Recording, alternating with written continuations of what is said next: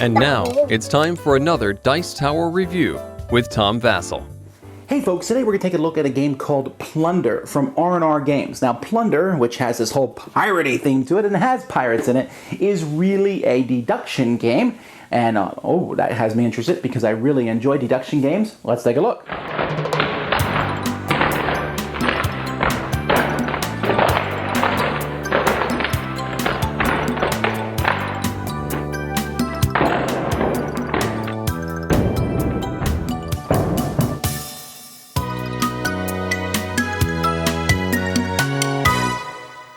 At the beginning of the game, each player is going to randomly get a card from the top of these piles.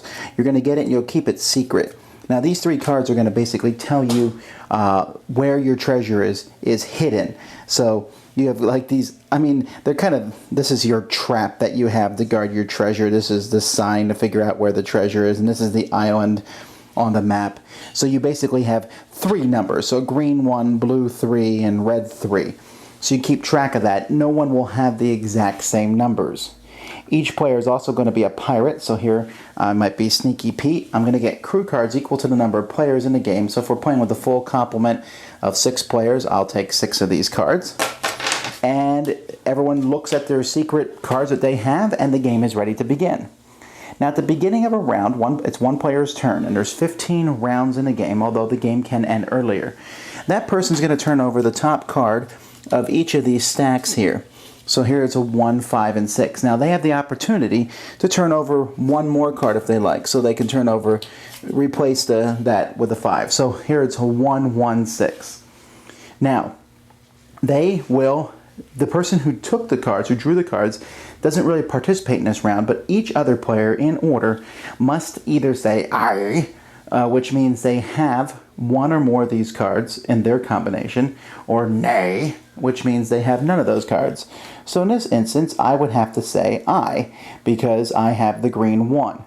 So what happens down here is each player has an erasable board, and so they'll write down the combination. So here it's a 1, 1, 6.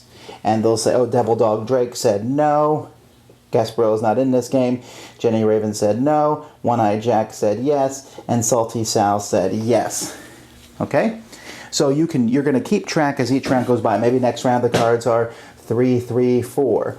And Devil Dog was the one who actually was asking the question, so he's not involved. Gasparilla is not playing.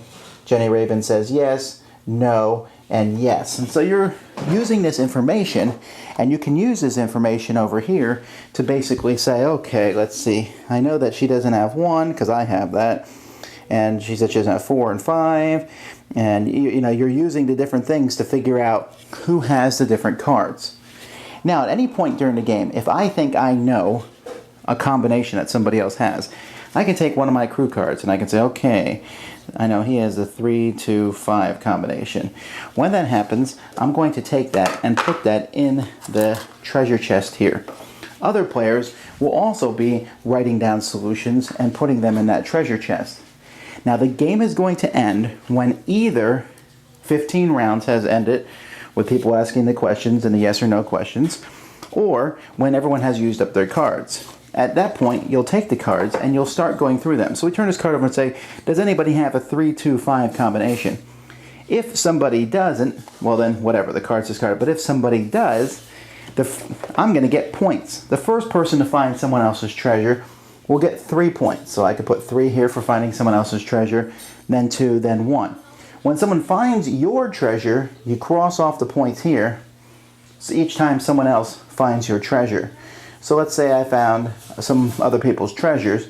So here I have 3 plus 1 plus 2 is 6. 2 people found mine, so I get 1 point. So my total number is 7. Whoever has the highest score is the winner of the game. Now Plunder is kind of interesting because every time I play this, people start off in this very piratey mood. Aye, nay. And as the game progresses, they get very silent and just, yes, no, yes. Because it's fun, the pirate theme, and it's fun. I like the artwork and the one-eyed Sneaky Pete and one-eyed Jack and all that sort of thing.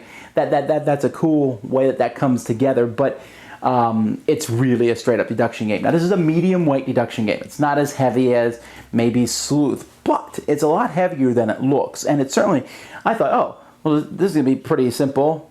But as time went by, I was sitting there thinking, So there's a couple things that I like about this one more than other deduction games. One, you have a kind of opportunity to push your luck, in a sense, because you're coming close to getting the solution for people, and you're sitting there going, well, everyone is pretty close to having the same information at all the times. They don't, but pretty close to that. So if he's looking like he's getting ready to fill one out, I better fill one out first, put it in, even though it's a guess, because maybe the guess would be correct. So I like that. And you don't have to say which player you're putting in, and you just put in a solution. So you have a 1 out of 125 chance of getting the proper solution, even though some dumb people might sometimes put down a solution that has one of their own cards in it. Yeah, okay, embarrassing, but I do enjoy that part of the game. I like revealing the cards and discovering, hey, look, I guess your solution, I knew that was your solution. So, great. So take it on that basis, it's great. However, there's a huge flaw in this game, and that's the scoring. The scoring is a huge flaw because you lose points when people guess your solution. Well, there's nothing you can do to stop people from guessing your solution. So why do you lose points when people guess it? It's kind of a random thing. Fortunately, that's a simple fix. Just take that out of the game. Period. Don't even, I would, when I play this again, totally ignoring that part. That's dumb, okay? You just get points when you guess other people's solutions. So that's an enjoyable facet of the game. I like the fact that you can take one card and change it, especially. I will often try to change a card and hopefully get one of mine in the mix so that when players say that they have one or more of the cards, I've narrowed it down to 2 possibilities that they have instead of 3. And that can be very... That can be really useful. And people's yes answers mixed with their no answers, I just really get a kick out of that. So I'm going to recommend it. Throw out that half the scoring because that's just dumb. It makes it a much lighter hearted game, and I think this game is more serious than people will give it credit for. But other than that, some cool fun in here. Plunder. Thanks so much for watching the Dice Tower videos. Find more great videos and reviews, as well as our top-rated audio podcast at Dicetower.com. You can also find other great shows at Dicetowernetwork.com. I'm Eric Summerer, and you've been watching The Dice Tower. The Dice Tower is sponsored by Cool Stuff Inc., where you can find great games for great prices. Cool stuff in stock. Check them out at CoolStuffInc.com. Spock, shut the door.